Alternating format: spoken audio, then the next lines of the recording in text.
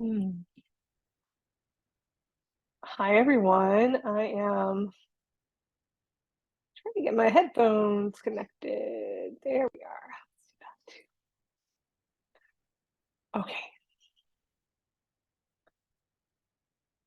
Hello, and welcome to another virtual yoga class.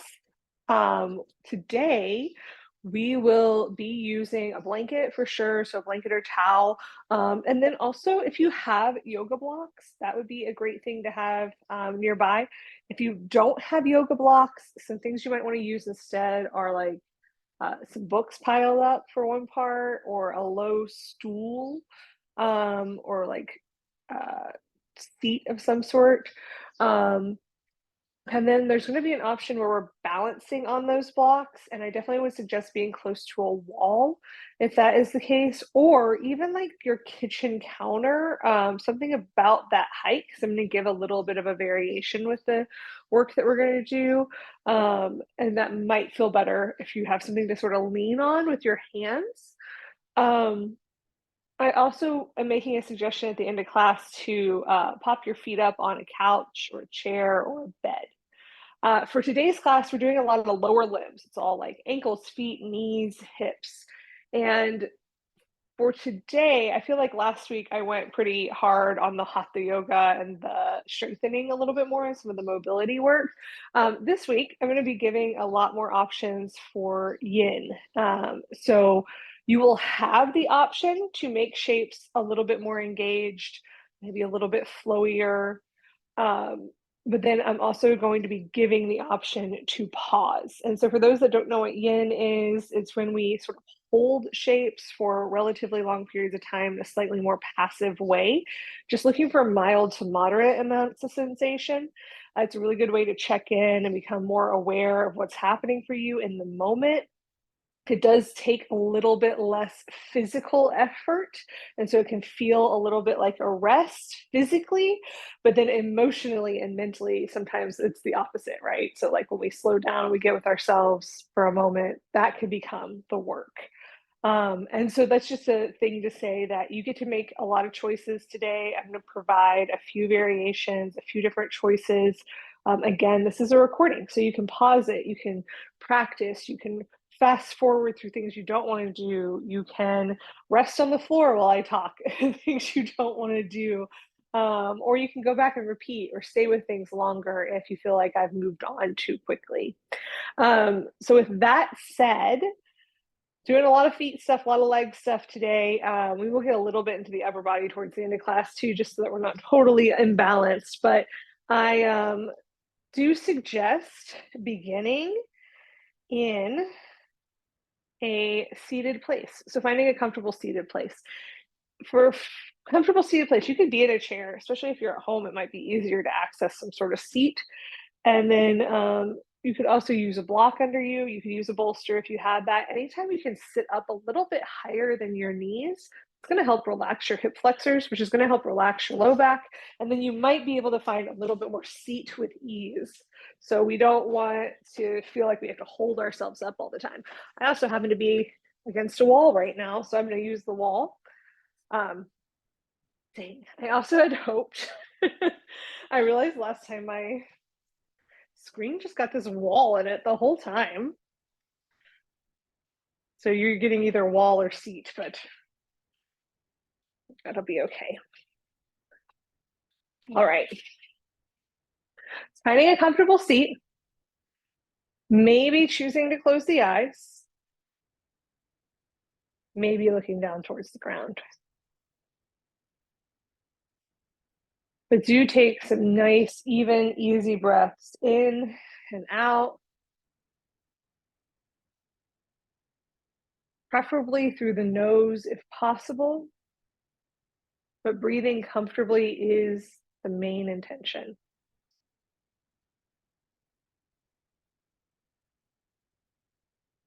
We breathe in and out through the nose because it can help us hear our breath more. It can help us feel the temperature of the breath more. These can help us connect with our breath more. And then on a biomechanical level, breathing through the nose is beneficial to the oxygen levels in our blood. And so our breath can become more efficient, more effective. But again, none of those benefits happen if we're not breathing comfortably.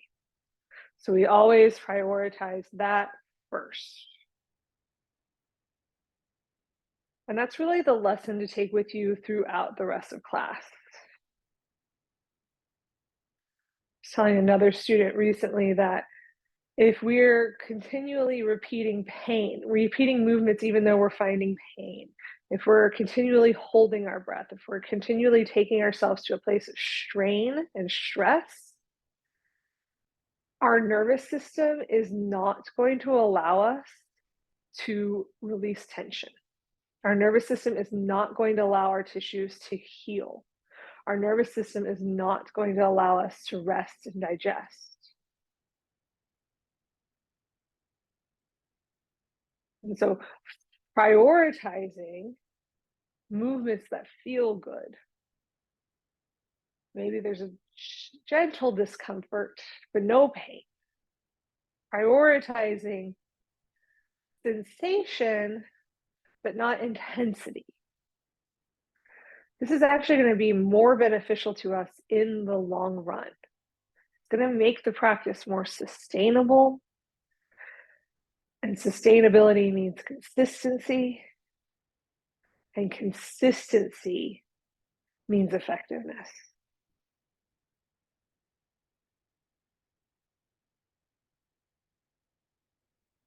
From here, you might choose to start to open your eyes if they were closed, add some gentle movement to the body.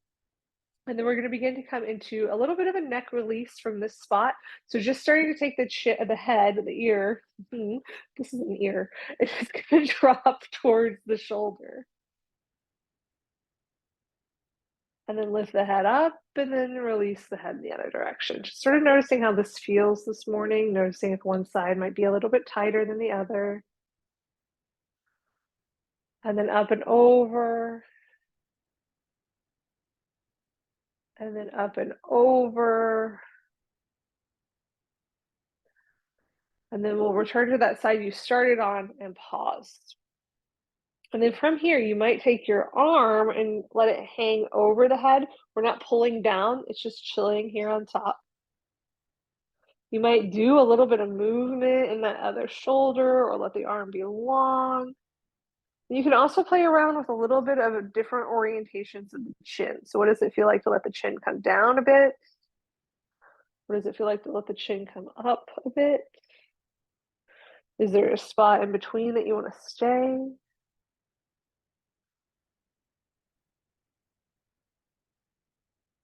Checking in with the breath, using it as a tool. We begin to notice that we're pausing and holding our breath or feeling like we have to, it's too much. We can back off a little. So that our nervous system doesn't feel the need to stay in that fight or flight stage, to stay in that really heightened sympathetic state. That state's really important to keep us safe when it's needed. But hopefully in this moment, we don't need that. We don't need to, we're not in imminent danger. And we're going to down regulate a little. From here, take that right hand down, the head up, and then just take your chin and look one direction and then the other. Maybe adding an up and a down, moving slowly and not necessarily moving big. Making some small movements, some gentle movements. And then the ear can drop to the other side. You have that option to maybe lay the weight of the arm on top of the head, but not pulled down. You have the option to move the shoulder. And you have the option to move the chin.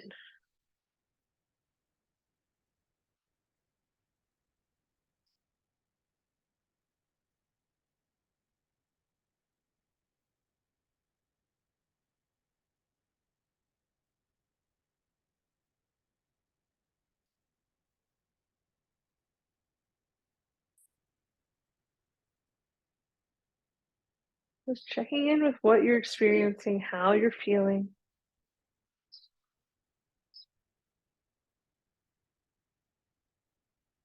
If I was there with you, maybe thinking about one or two words you would use to describe the sensation that you're finding.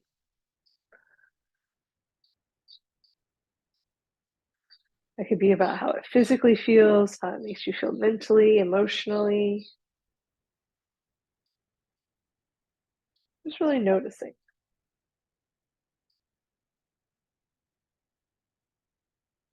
All right, and then we'll release. And again, just add some gentle movement. Shoulder feels like it needs to roll around a little bit. Head can move side to side.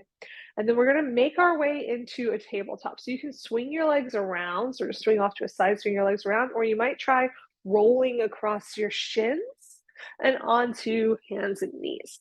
I would suggest maybe having a blanket underneath the knees if they're at all sensitive. But we're also going to take this blanket. Actually, let's go ahead and do this too. So maybe you need two blankets today, maybe one for under your knees and then one for the thing we're going to do after this. But roll your blanket up. So I like to go from like a folded place to the edge just because that tends to hold it together better.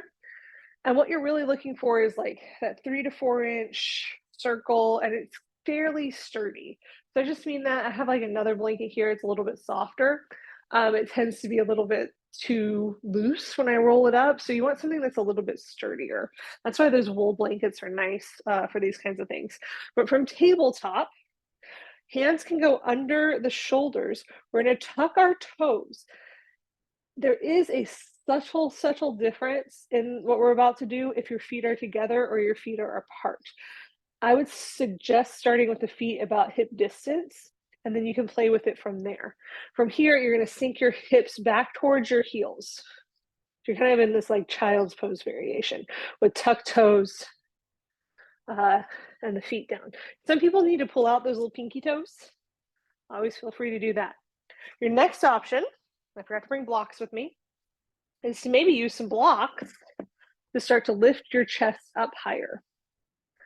Blocks can continue lifting. This is also where you could go in front of a chair or a couch or a coffee table and use that as a leverage instead. Or maybe your shoulders are going over your hips. If they do, first, you're going to notice in your feet, of course, immediately. If this is a very intense sensation. So if I was not able to talk as I am right now, if I was not able to breathe comfortably, I know I would need to come out of this shape. You need to go farther forward because we're going to be here a while. So you want to find the amount of sensation that will allow you to stay for a little bit. And then also, I want to check in with my low back if I'm here, because a lot of times we're going to want to arch our back and sort of take away weight. Tailbone goes down and we're seated up nice and tall. So again, if that can't happen, maybe we need to be a little bit farther forward. You can always stack blocks too if you want to have it just a little bit farther forward. And then we breathe here. And I'm definitely not saying it's easy. I'm definitely not saying this isn't a lot of sensation. And I'm going to be holding this for a little while. If you're like, it's getting too much, it's getting too intense, come out, come all the way out if you need to. Go away from the sensation or come all the way out of the shape if you need to. You could also add just some wiggles of the hips side to side to add a little bit of movement.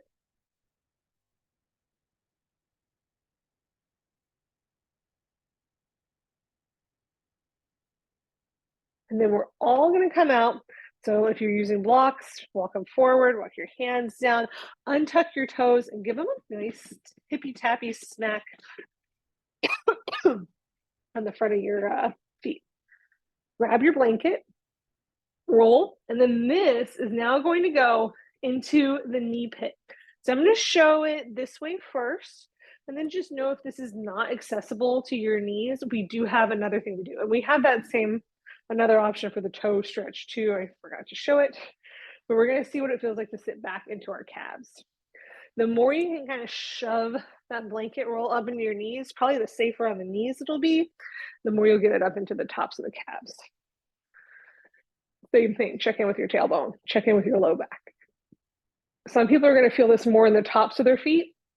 You can take a second blanket, roll it up, and put it under your ankles as support. this is where we'll be for a moment. If this just is not working for your knees, it feels awful, maybe you have a block or a pillow, you can put the blanket roll on top of it, and then you get to put your calf up here and roll. Just a little bit of movement. You can kind of move it here and here. You could also use a tennis ball to roll out the calf. If you have the blanket, we're going to move it. We're going to move it down into the middle of the calf. Whew. So like I like to think about like when I see a calf muscle, it's like that part, the curvy part of the calf muscle. And then again, there could be some wiggles here side to side. I do have my shoulders over my hips, but you're also still, again, welcome to sort of be lower. This is also an option. You're still getting that flexion in the knees, flexion in the hips, pressure in the calves, maybe a little pressure on the hamstring as well. And we're rolfing this out. So we're really applying this pressure into the tissues to encourage them to release. Taking the blanket, we're going to move it just a little bit lower. So we don't necessarily want it in the Achilles. We kind of want it in that space between the Achilles, between the heel and the calf. And if you do that and it feels good, you might even explore what it feels like to lean back, but we're not finding a back bend. We're still tucked a little. So we might lean back and just see what that feels like. And again, you can do some movement, some rocks. Now, our knees have been flexed. We've been pressing into those tissues. So what we've also been doing is cutting off a little bit of the circulation, a little bit of the blood flow, a little bit of the lymph flow, the fluid flow into the bottom parts of our legs. So when we release in a second, it's like we're going to open some floodgates, and then fluid is going to rush through the legs and sort of clear out anything that has been stagnant or maybe needs to get processed and filtered through the body. So hands down, we'll stretch through one leg and then the other. You can pulse back and forth a little bit. You can move around a little bit. And then just notice how those calves feel, how those feet feel. And then we're making our way to a seated squat on the blocks. So if you don't have blocks, this is where like a couple pillows piled up could work too. A couple books, like big books piled up could work. A small stool, a low seat, that could also work. I know I don't have it with me right now, but like I have like a kitchen stool, like one of those ones that just like pops and unpops. Those work really well. Something that's you can sit on. So you can always pause the video right now and go find something, but we want to sit on it with our feet in front of us. Okay, so to start, your feet might be really far in front of your knees, and the knees might be fairly wide or they might be right in front of you, but we'll start to find a nice, comfortable, upright place. And this is going to be the first of several options where you can make this more yin-like by finding something that's a bit more passive, by staying with it longer, or you can make this a bit more vinyasa-like, a bit more hatha-like, a little bit more engaged, a little bit more focused on movement. So we'll all kind of start in the same place though. Feet slightly in front of the knees, knees slightly out. This may be where you need to stay. You might bring your feet in closer. Maybe the knees go out slightly wider. And this might be where you stay. Especially if you're finding the yin version of this shape, you might be rounding in a bit. You might be kind of schlumpy here and just really let yourself be passive. You could also play with engaging the spine, lifting the spine up. Sometimes I like to pull my hands into my knees push back into my hands, or bring the hands to the insides of the knees and push to find some more length. And it just feels sometimes really releasing to the back. You could, I'm sitting on 2 blocks right now. If you wanted to take 1 block away, you could get deeper into that squat and stay. Or if you're choosing to engage, we're going to start that right now. So I definitely suggest having the feet as close to that block as possible, but as close to that block as you can get it, but still feel like you can push your feet down. So if I really tucked my feet in, I would feel a lot of stretch, but I wouldn't feel like I could push my feet down. So right now, my feet, the way my knees and ankles are working, is they're like behind my knees a little bit, but they're not as close to the block as I could possibly get them. So I just want to have a little bit of bend in the knees, because what I'm going to do is bring my hands together and use them, push them together. I'm going to push my feet down, and I'm going to think about lifting myself up. Now, that might include a little bit of forward motion, but I am pushing my feet down to push myself up. And then I'm going to sink myself back down. Ooh. And maybe my butt finds the block and I can rest. So here's our option one. It's straight up, it's straight down. And you can play around with the exact alignment of your knees. How far is the block away from you? How far is the seat away from you? This is something you might be like, oh, I do want to practice that, but the block's too low. Switch to a stool, switch to a seat, switch to a chair. Play with sitting down, standing straight back up. If you push the hands together, this is creating a strong midline so that your core of your body helps lift you up and then sink you down. Two things we can do to make this a little bit more challenging if we want to. We hover. We don't stand all the way up. We don't sit all the way down. It's squats. Thinking about pushing the feet down as we lift up. Now, when you think about sitting back down, I want you to think about pulling your knees into your chest. What is that action like? You can also make it lower. So you can sink it down and you can lift it up if this feels good. So thinking about pulling the knees in as you go down, pushing the feet away as you go up, really engaging the body. And then from here, I forget what we're doing. We are going to have the option to hold one hover. So we might have our hips down. If a deep squat's available to you, here's what I'm going to say. If you're a flexy person like me that can get here pretty easily, I want you to push your elbows into your knees into your elbows, and I want you to actively lift your hips a little bit. Oh, that's so much worse. If you weren't a flexy person, you don't need to worry too much about it. You're probably finding it. But sometimes we can collapse and then just like take away effort. I want us to find some effort if that's how we're practicing today, or we're purposely being passive in a long held yin shape.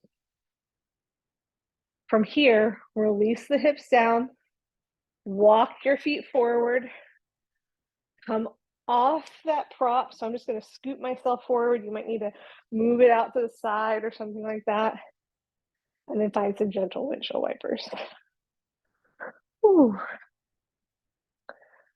So there's different ways that we can engage our lower limbs. There's stretching, there's passive things, and then there's engagement. And sometimes we need both, or sometimes we need more of one than the other. And these kind of practices are good to see what both feel like. So you have this recording. Maybe today you did the engaged version. Maybe in a week from now, you want to try the passive version and just see what the difference is for you. So from here, we're going to make our way up to standing. You can do a vinyasa if you want. You can just simply stand up, which is what I'm going to do today. I'm just making my way to standing. And then we're going to grab a block. Now, I have, and I know a lot of us at home have a foam block right now. These are not the best thing for what we're going to do. I should take that back. These are the easiest thing for what we're going to do. So actually, you could pay $60 for a thing called a slack box. That's this with like a hard surface on top of it. And that really is like extremely good for your ankles, your lower limbs, your hips, your knees. So you could pay $60 for that, or you could just use one of these. It costs like $7 at Target. Um, and so that's what we're going to do today. But just know that if you have a foam one, it does not make it easier. It makes it harder. So I would suggest, if you have a foam block, to please, please, please use a wall or a chair or a countertop. Something to give yourself another piece of balance. And so I am going to do that for a little bit here. I haven't decided which wall I'm going to use. I'm going to start with this one. If you also have a squishy mat or carpet, you might want to find a way to somewhere that's a little bit more solid, especially if you have a foam block that's just like squishy on top of squishy. We don't need that right now. So from here, we're putting a foot, the opposite foot from your hand probably, onto the block. I like heel on the block if your foot's longer with your toes coming off. I think that's a little bit better for balance. Your opposite foot's just going to go right beside it. You have your hand just touching the wall lightly. You're not leaning into the wall. You're trying to stand up nice and tall. And then we'll actually find that little bit of brace that we did last week, that little bit of engagement in the center of our bodies, which is going to help us stand up tall as we push into this block. And we just let our other foot hover.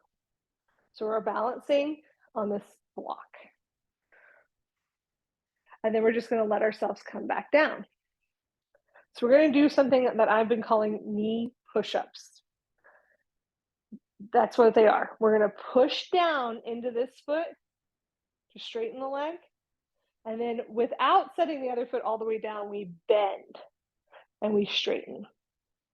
So it's a bend and a straighten. Some things to play with, we're going to think about. First, look at your foot and your toes. I just noticed, especially with the other thing with the squishy blocks, is if you tend to pronate, or whatever the opposite of pronate is, roll in or out on your foot, I started to notice I'm rolling out to the outer edge of my foot. So I really need to concentrate in my mind about pushing my big toe down. So I want to try to keep that foot fairly even. When I bend the knee, I want the knee to go right over the toes and then straighten. We're bending and straightening. That's all we're doing right now. We're keeping that tight or engaged core, so that little bit of brace, and we're keeping our chest somewhat lifted. Now, if this feels like a lot to you, feels like a lot in your knee, this is actually to help us strengthen the muscles around the knee and keep it safer. But if it feels like a lot, I'm going to have you imagine that I'm here with a countertop in front of me. So something that's like fairly high, probably not like a table that's super low, because I still want to stay somewhat upright. I'm going to use my hands on that surface and just practice going up and down. And if you don't have a block, you can do all this without the block. The trick is that you're just going to have to keep this foot up. And then that's going to be a lot on your hip flexor. That's kind of tiring too. That could actually feel better. So if you don't have a block, you can do the exact same thing, but with nothing underneath you. All right, shake that off. Come off the block, shake it off. Really give your legs a good shake. This is great for the nervous system. It lets us know we're not doing that anymore. And it just gives us a moment to reconnect. I'm not going to switch sides because camera. I guess I could do it this side. I will switch sides. You can switch sides too if you'd like. Other foot goes up on the block, we stand. We notice how this feels. You can even swing that leg around a little bit just to see how the balance is feeling. And then I definitely have to make sure I'm pushing into that big toe. If you notice that you're rolling to the inside of your foot, think about pressing through the outer edge of the foot a little bit more. And then it's bend and straighten. The only thing that's moving is my knee. Bending and straightening.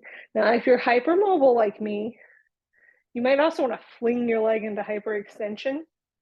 It's probably not a bad thing necessarily, but if you're starting to find pain in your knees, that also oftentimes means there's some weakness in the muscles around the knees. And so actually finding just that micro bend as you straighten instead of that full hyperextension might help with the strengthening of the muscles if that's a goal that you have. Again, you could be doing this at a countertop. Again, you could be doing this without the block, but you're just gonna have to make the other foot kind of be off the ground a little bit. And then let's come off and shake it off. Shake, shake, shake. We're not quite done with our balance work yet. Oof, this is gonna be tough for me. I have a feeling today. We're gonna balance and move our opposite leg. So I might actually switch this over to this wall so you can see it a little bit better. But same thing, we're standing on this leg. You know, this leg's gonna do some of the work. This leg stands straight. We find our brace. We're gonna bring our knee up, out, back and around. Back out to the side, forward and around. So we're just making these big knee circles. Big knee circles. As you're doing this, see if you're moving a lot in your upper body. If you are, find that brace.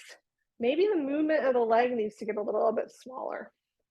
If you're feeling really stable, and by the way, there might be a lot of shaking happening in this bottom leg, that's that ankle getting stronger, that's that foot getting stronger while this hip does some mobility work.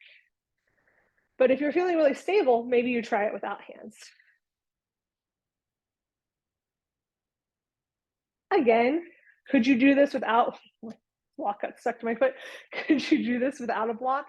Absolutely you could. Absolutely you could. Shake it out. Shake it out. And then we'll switch. I'm gonna do this one on this side now. Do you have the wall? You have something to put your hand on. If you need it, especially if you have a squishier tool, knee up and out. And then I'm not gonna lie to you all, my ego is feeling pretty good. I thought I was gonna be like really all over the place with these this morning. I'm feeling pretty solid.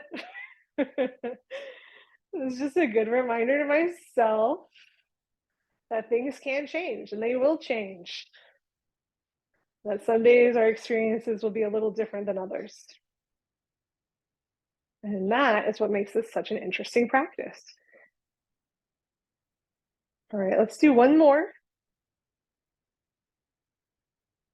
And then shake it out.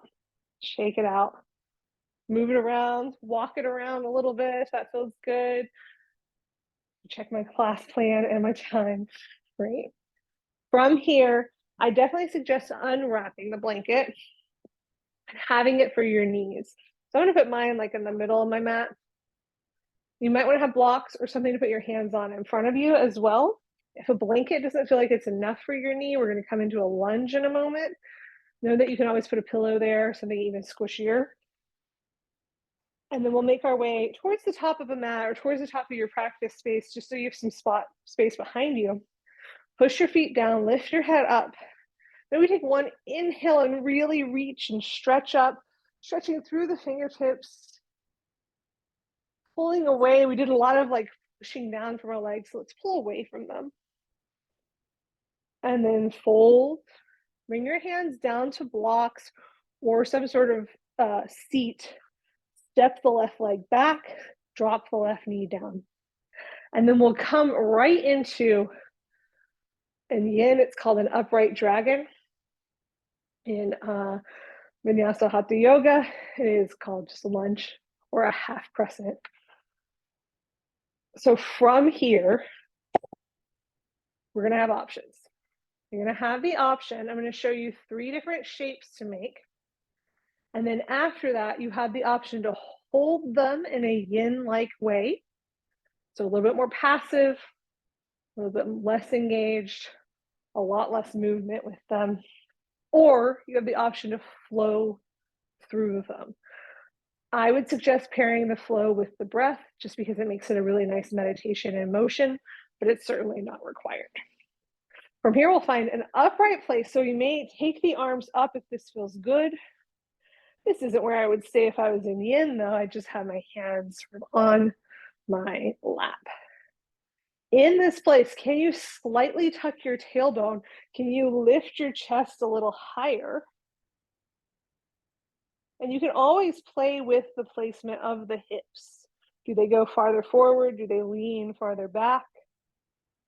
And then we'll take this into an upright twist. So left hand goes to the outside of right knee or to the top of the right knee. Right hand kind of goes back behind you. And you might, again, pull the chest up. Think about that slight drop of the tailbone. If you're wanting to make this more active, you could push your right hand, your right knee into your left hand back into your right knee, maybe turn a little bit more. If you're staying with this in a yin place, you can just stay upright. You might even end up sort of leaning forward a bit. We'll come back to center. And then we're going to bring our hands down to the inside of the foot and walk ourselves over to the left. So we're doing our wandering dragon. And again, play with the hips in space, forward, backward. You might have the hands on props. You might be going closer to the ground. This is a place you could stay in, a wandering dragon. If not, we're moving back to center. I would suggest using props or just taking your fingertips to the floor. I like to walk my right foot forward a little bit, and then we'll pull the hips back, bringing that right leg towards straight. And you can push your hands down and pull your chest forward. Now, especially when we flow later, for me to get my leg towards straight, just because my leg's a little bit, it's a lot a bit longer than my torso. Look how much longer my leg is than my torso. I have to walk my foot really far forward, or I could sink my hips back. And if I want to continue getting some of that extra foot stretch, I'll have my back toes tucked and feel that back toe stretch. So this, for today, is what I'm going to be doing. Now, I'll be honest, for me, that doesn't get into my hamstrings as much. That's actually more about my back foot and my hips. So if you really want to make it about my hamstrings, I like a stacked hip over the back knee and then walk that foot more forward and then think about pulling my chest forward. But this is just going to be more accessible in my flow in a moment if I choose to flow. And then we come back forward. So from here, you have the option to hold upright dragon, twisted upright dragon, wandering dragon, retreating dragon. You can hold them for, I would say, several breaths at a time. You can do all of them, or you could choose one to stay with, two to stay with, or you can flow it. I'm going to choose to flow. You can flow with me if you'd like. You can just listen to me while you hold. This is wonderful too. If you're choosing to flow, I like an inhale of the arms up, because inhales tend to help us get us long and expansive. And exhale to twist. Inhale, coming back through center, and then exhale, dropping down and wandering over. Inhale back to center, exhale, sit the hips back, bring the leg towards straight. Inhale up, exhale, twist. Inhale through center, exhale, wander. Inhale through center, exhale, pull back. Inhale up, exhale, twist. Inhale up, good, exhale, wander. Inhale to center and exhale, pull back. Inhale up, exhale, twist. Inhale, exhale. Inhale, exhale. Inhale, exhale. Coming up, coming down. Through center and back. Let's do one more for flowing. Up, twist, up, wander, center, retreat, back up, and then bring the hands down. Everyone come back into sort of this upright dragon place. Bring the hands down, step the right leg back and stretch through it. You might even open up a little bit. I have my hands on the blocks right now. They just happen to be there. You have your hands on the ground, but moving in a way that feels natural. It may even feel nice to do a downward facing dog, even if you were doing the yin section, because it's not what you were just doing. You're getting off your knees, you're stretching through your legs, you're stretching through your back. You could also do a child's pose. And then we're making our way to the top of the mat. So you might do this from a downward facing dog and then walk your feet in. Oh, and if you've never done downward facing dog with blocks, after this next round, we're going to talk about it a little bit more.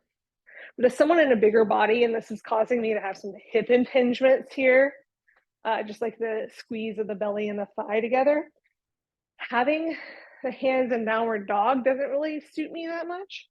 But what I just did there, using them under my hands to walk myself forward, gives me so much more freedom.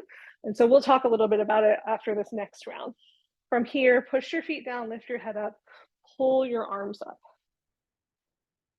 And then fold in. Maybe the hands go to blocks now. Step your right foot way back. Drop your right knee down. Lift yourself up.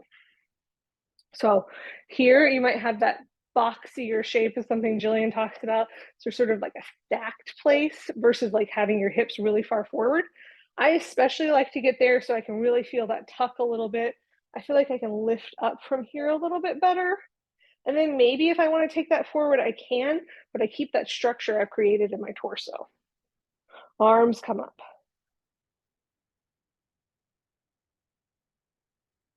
And then maybe we twist. So again, we have the options to pause in these places and stay.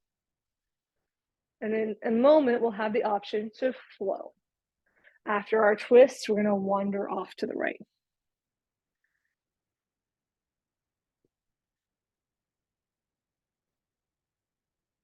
And then we'll come back to center and we'll retreat.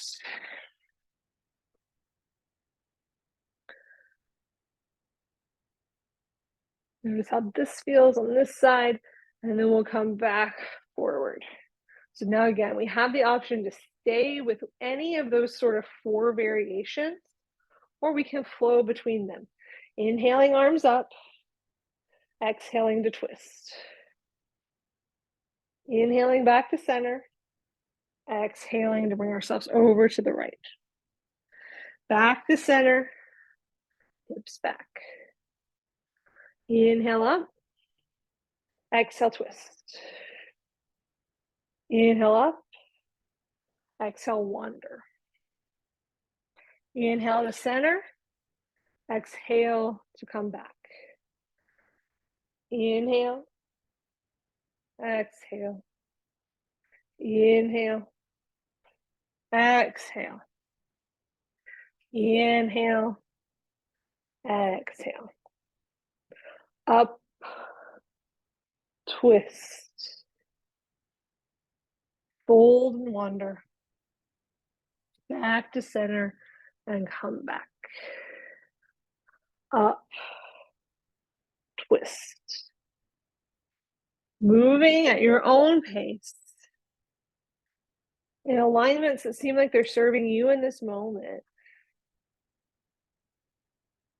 Let's do one more flow if we're doing it. It also gives you an idea that if you're holding a shape, maybe you want to change it a little bit.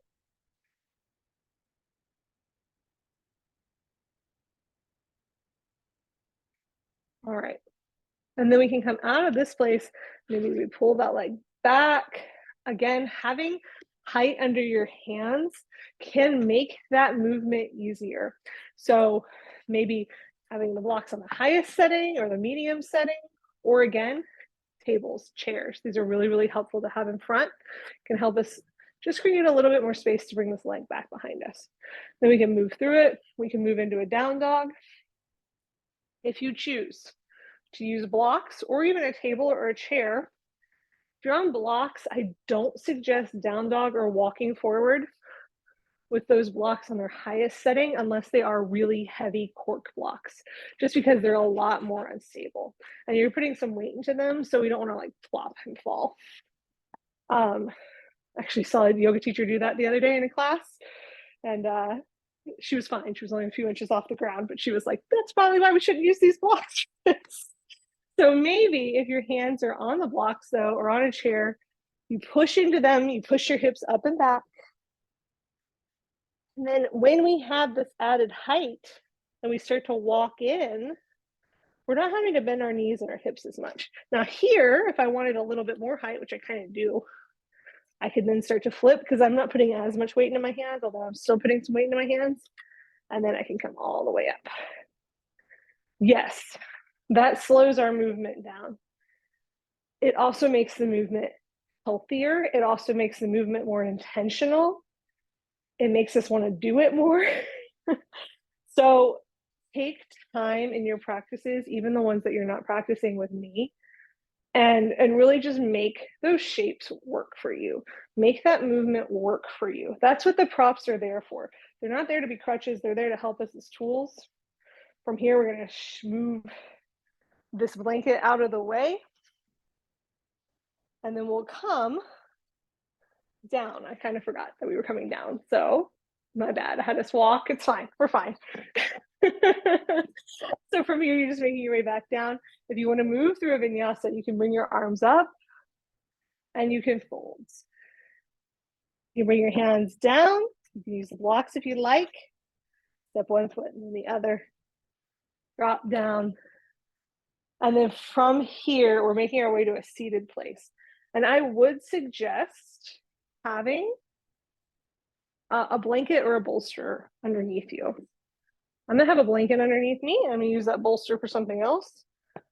You don't have to have a bolster or a pillow, but I just happen to. We're gonna bring our legs out wide. So straddle the dragonfly, legs out wide. And this may be where we end up staying. So for some of us, this might feel really comfortable letting the legs be out wide, letting ourselves rest back for a moment. And then for others, we might choose to go forward. And then this is where we can have a really yin-like experience. We can let go of some effort, find mild to moderate amounts of sensation. So nothing intense, nothing big, and really let go of any engagement that we have. So we might even be a little schlumpy. You can always put props under your body. I have the bolster here, you have blocks. You might have a couch or a chair that you want to lean into. You could also add gentle swaying here if it would feel better. You can change the orientation of your upper body.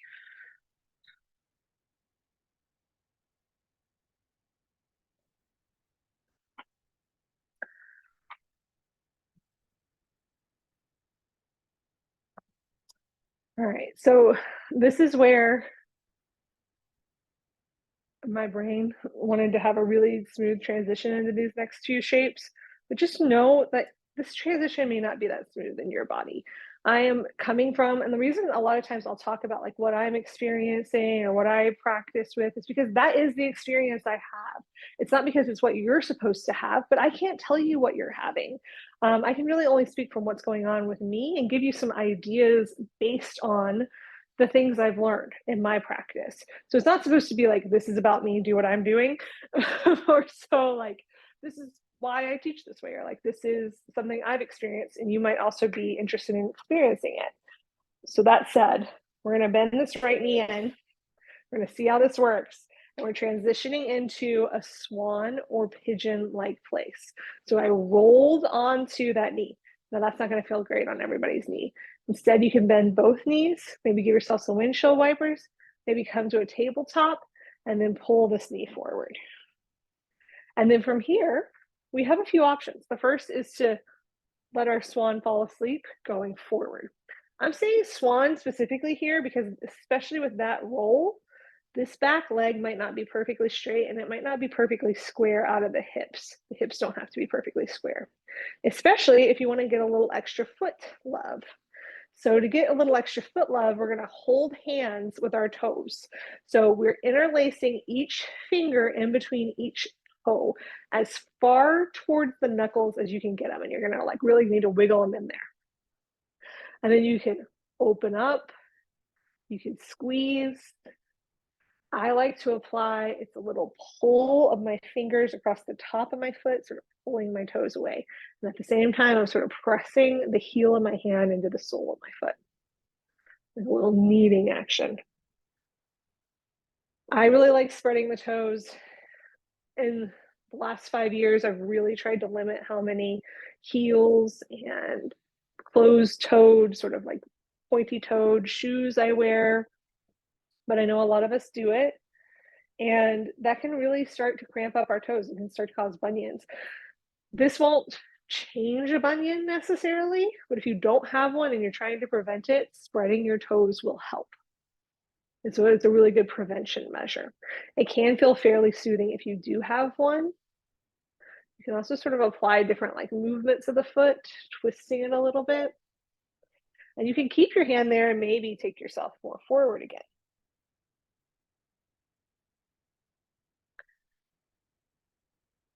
And we'll be here for a little while. I'm feeling to be really upright today. So if you see me being upright, it doesn't mean you have to be. It's just kind of what my body is asking me for.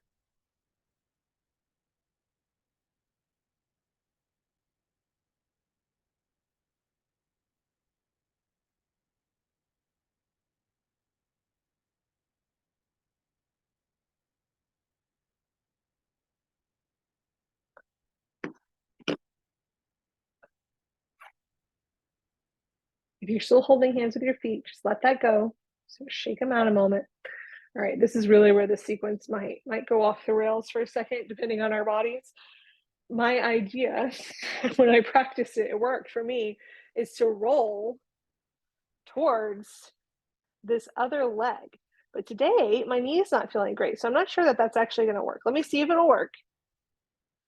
And we'll flip into a twist. Now, I can already tell this is just not going to be the happiest place for a lot of people. So instead, we're going to lift up, bring that foot back in, give it a shake, give it some movement if we'd like, and then rotate onto your side. You just make your transition down to your side. Top leg, so that's the right leg, it's the same one that was in pigeon, stays forward, and you might open into a twist. Now, this may be a place you end up staying just like this. You have maybe some props around you, even a blanket or some blocks or something to put underneath you, a pillow. You might want to put that under the leg that's on top. You might see what it feels like to bend the bottom knee, maybe finding that foot with the top hand. So finding a little cattail. I've come up to my side a bit more, my hands under my head. I'm just holding this, it feels nice for me. Or you might take that back into a twist, dropping the shoulder down.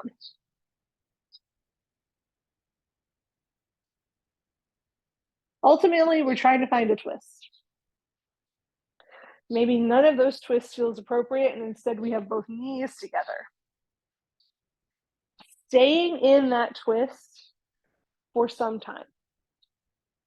Knowing that we can come in and out of it as we need. We can lessen sensation, we can increase it as we need.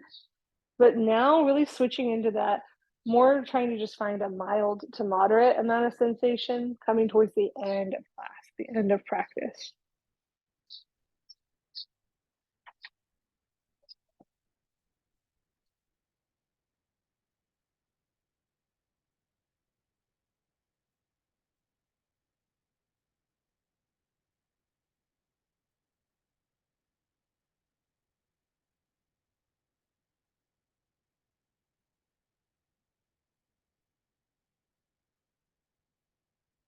If you're in that cattail, let go of the bottom leg.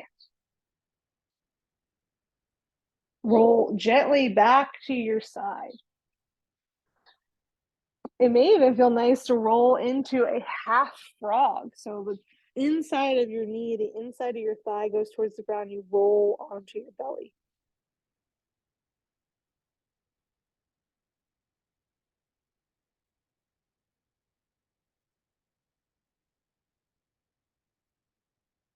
Now, one transition you can make from here is just to straighten your leg next to the other one. You're in a sleeping cobra. You can press yourself back to child shape or tabletop and make your way back to the straddle. If you want just a tiny bit of engagement as we start to close out, you can tuck your back toes, hands under your chest, push up, transition that leg back underneath you, and then sit back into this dragonfly. And then we'll switch sides. So we're back into the straddle. Right leg now goes to straight, left leg comes in.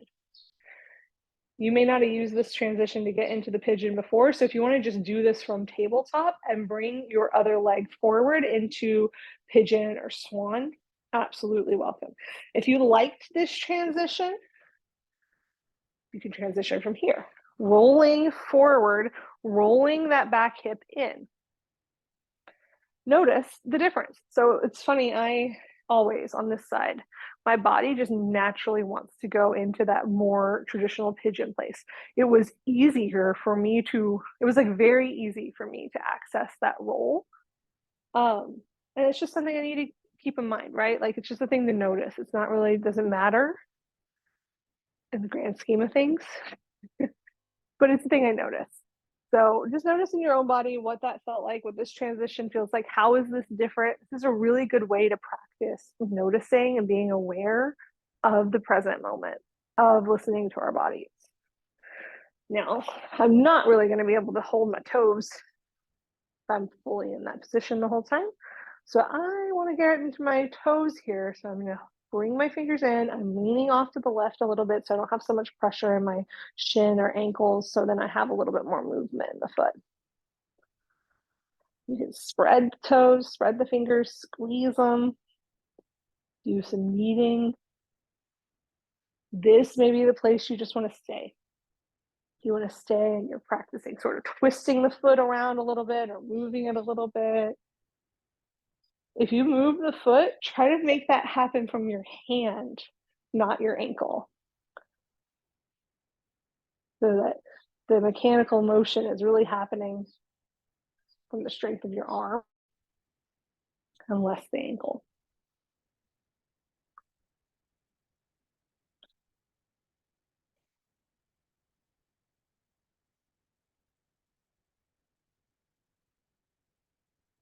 You can always come more forward. You can always release the toes if you want to.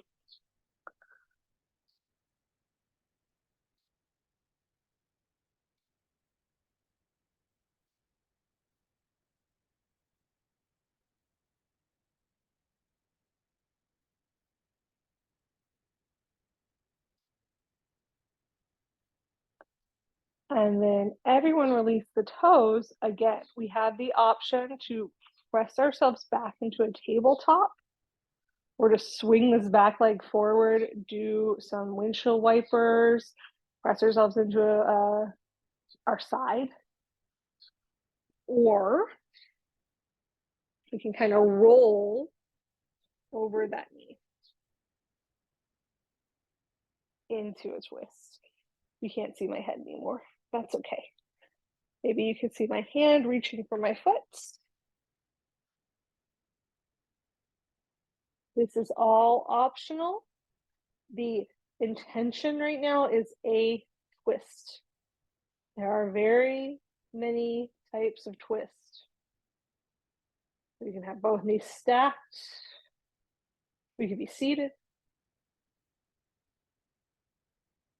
We could have props underneath us. We can have some sort of bind or not. The intention is the twist, and that is the important part.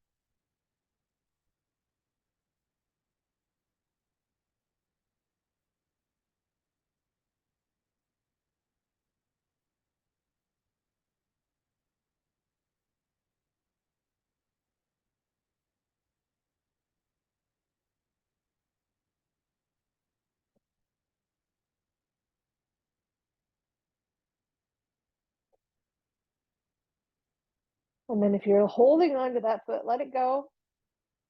You'll have that option to once again Roll maybe to your belly, maybe you rest in a sleeping cobra for a moment, or maybe the hands come under you, you tuck those back toes, you move the leg back, and you move back into your half straddle. From this place, now we'll all eventually make your way back to a seated place. We're just going to do one more little mobility thing before we find some rest. And for the rest, I definitely suggest having your feet up on a chair, a couch, a bed. So even if you turn off this video after we do this mobility and just go find your way to a comfortable spot like that, that's great too. I actually really encourage that. So from here, we're going to do a thing called a foot wave. And this is just going to hopefully sort of integrate everything we've been doing. It's also really great for our nervous system, our proprioception, our ability to imagine our body in space, and our mind-body connection. So the literal synapses in our brains that connect our thoughts to how we move. We start with the feet, and I do suggest being seated up on something. It tends to make it a little bit easier. Start with the feet flexed, toes pulled back towards us. We're going to point. So the ankles point, but the toes stay flexed. And then we point the toes. And then we pull the feet back with the toes pointed. So now they're in a flexed but pointed state. And then we flex the toes. We push them forward, point them, pull them back. Flex, point, back. Flex, forward, point, back. Now, a few things to check in with. Are your knees doing this? So it's not a full leg wave, it's a foot wave. Forward and back. It can help to look at the feet.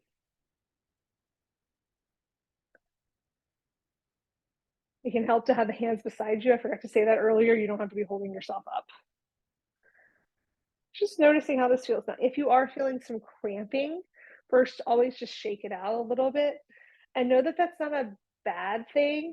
That's a signal that these muscles don't get used very often. These tissues don't get moved very often. That doesn't mean anything about you as a human being.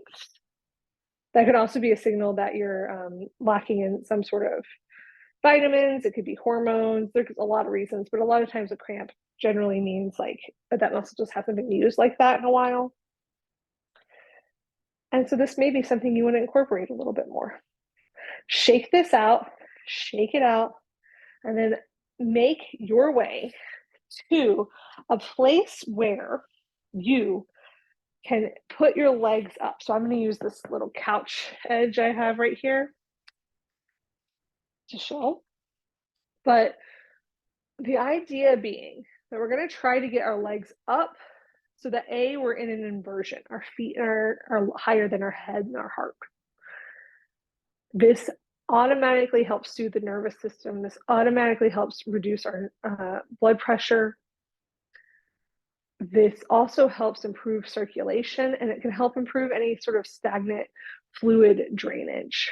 So if your feet are feeling swollen, if your ankles feel swollen, a good thing to do to help is to pop your feet up on something. This also grounds the low back, may help make the low back and hips feel a little bit better. But most importantly, it is really soothing to us, and it allows us to really start to settle for the most part. Of course, the caveat being, if something doesn't feel comfortable, if it doesn't feel good, it's going to be impossible to do that. So first and foremost, we always, especially as we're coming to the end of class, prioritize comfort, prioritize ease. So maybe your legs go up on something. I do suggest having as much of your calf up on that prop as possible. So you're really supported, and then you can really let your legs just relax, rest into whatever's holding them up. You can also do this with legs up the wall. There's usually a little bit more engagement though. So I like having something where I can really put my feet up and rest down. You can put something under your head, have your arms in any place that feels comfortable to you. Maybe put a blanket over the body, maybe put a pillow over the belly.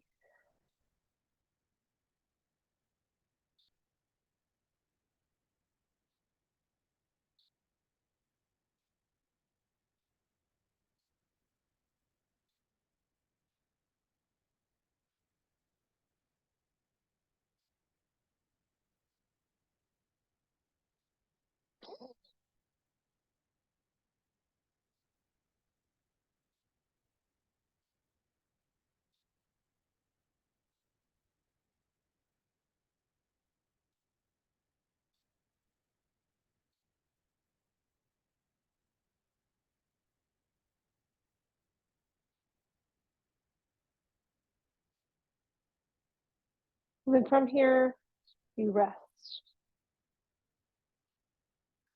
Now for the recording's sake, I'm gonna go ahead and close class. But if you're still listening to the recording, stay in that Shavasana as long as you can. I would ideally love you to have a rest of 10 to 15 minutes. If you can't find it right now, maybe you find it at another part of your day. And then just know that I'm so grateful for you for using this time, sharing this time with me. Please let me know if you need anything. Otherwise, have a wonderful rest of your day. Please continue resting as you can. Thank you.